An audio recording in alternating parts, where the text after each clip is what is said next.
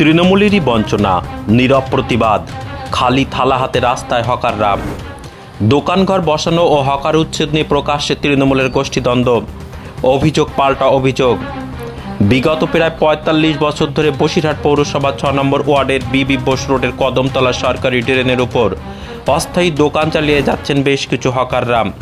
কারো রয়েছে চায়ের দোকান, কেউ আবার সাইকেল রিপেয়ার করেন, আবার কেউ সকাল বিকেলে জলখাবার বিক্রি করে সংসার গুজরান করেন। প্রায় ৪ যুগ ধরে এক প্রকার বংশ পরম্পরায় দোকান চালিয়ে আসছেন তারা। তাদের পুরো সংসারই চলে এই দোকান থেকে হওয়া উপার্জনে। অভিযোগ, হঠাৎ পিডব্লিউডির পক্ষ থেকে ওই দোকানগুলিতে নোটিশ দেওয়া হয় এবং ওই এলাকা খালি করতে বলা হয়। তারপরই এক অভিনব প্রতিবাদে সামিল হলেন বসিরহাটের কদমতলা এলাকার ব্যবসায়ীরা। মহিলা ও পুরুষ সহ প্রচুর হকাররা নীরবভাবে রীতিমতো হাতে থালা নিয়ে রাস্তায় নেমে নীরব বিক্ষোভ প্রদর্শন করলেন।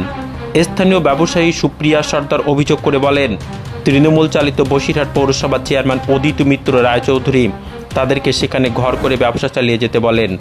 কিন্তু স্থানীয় তৃণমূল কাউন্সিলর আমাদের কাছে টাকা দাবি করেন। আমরা দিন আনি দিন খাওয়া লোক, আমরা তার দাবি মতো টাকা দিতে না পারায় চক্রান্ত করে পিডব্লিউডিকে দিয়ে আমাদেরকে উচ্ছেদের নোটিশ ধরানো হয়েছে। বিষয়টি নিয়ে ৬ নম্বর ওয়ার্ডের কাউন্সিলর মনিকা সোম গোলদারের কাউন্সিলর প্রতিনিধি আইনজীবী অরিন্দম গোলদার বলেন, ২০২৪-এর ২৮শে ডিসেম্বর বসিরহাট পৌরসভা চেয়ারপারসন অদিত মিত্র রায়চৌধুরী ওই ৭টি অবৈধ দোকানের উচ্ছেদের নোটিশ পাঠান।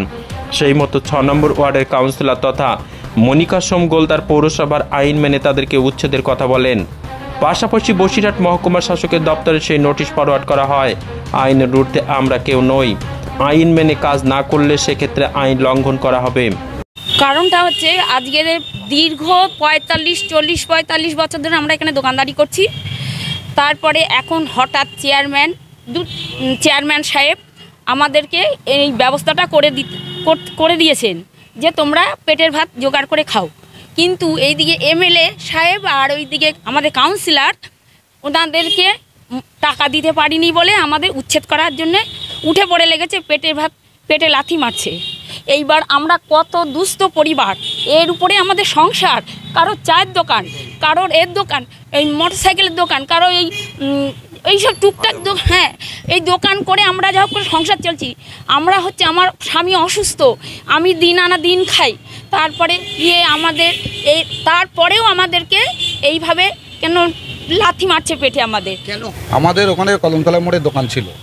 এখন আগে যখন আমরা দোকান করতে যাই, কাউন্সিলর এমএলএ থেকে ওখান থেকে পার্টি অফিস থেকে আমাদের সব করে ওখানে বলবো যে যার মতন পয়সা খরচা করে বসে যায়। সরকার থেকে অবৈধ জায়গা যদি তুলে দেয় উঠে যেতে হবে, আমাদের কিছু করার নেই। আমাদের কোনো পয়সা দিতে হবে না, কিচ্ছু যার সেই খরচা যার সেই করে বসতে হবে, এটাই বলেছি। তারপর আমরা করতে যাই, এবার করার পরে চেয়ারম্যান থেকে নোটিশ পাঠায়। আমার নামও নোটিশ আছে, তুফান মণ্ডল আমার নাম। এবার আমরা যেহেতু বন্ধ করে দেই, কারণ নোটিশ পাঠিয়েছি আমরা করিনি, আমরা তবে বন্ধ ছিল। তারপরে কিছুদিন পরে আবার এই পয়সা চেয়েছি, পয়সা নিয়ে ওখানে দোকান করবে। আমি গরিব মানুষ, আমার পয়সা নেই, আমি পয়সা দিতে পারিনি, আমার দোকানটাও হয়নি। পয়সা দিয়েছিল ওখানে যারা এইসব করছে তাদের। ব্যাপার হচ্ছে আমরা আপনাকে দায়িত্ব নিয়ে বলতে চাই, যতদিন আমি আমার মিসেস ৬ নম্বর ওয়ার্ডের কাউন্সিলর থাকবে ১ টাকাও কারোর কোনো চাঁদা নেই। আমরা 98 থেকেই তৃণমূল কংগ্রেস করি, কেউ বলতে পারবে না আমি চাঁদা চেয়েছি দিয়েছি ছাড়া নেই। এই যে দোকান ঘরগুলো যারা বলছে ১-১৫০ পরিবার, উনি রাজনীতির কথা বলছেন বা কারোর শেখানো কথা বলছেন, ওনাকে আমি কোনো দোষ দেব না। 18/12/2024 তারিখে আমাদের বসিরহাটের চেয়ারম্যান তিনি 7টা দোকানদারকে চিঠি করেছিলেন, তার চিঠির কপি আমার কাছে আছে। সেই চিঠিতে তিনি বলছেন, notice of the immediate removal of your illegal encroachment of the drain on the eastern side of BDO Basirhat 1 office, dated 18/12/2024, memo number 2617/2024। আমরা যে কথাটা বলবো তার কাগজ দিতে আমি বাধ্য থাকি, এটা আমি আপনাকে বললাম। ওই একই চিঠি আমার মিসেস যেহেতু ওই ওয়ার্ডের কাউন্সিলর আছে,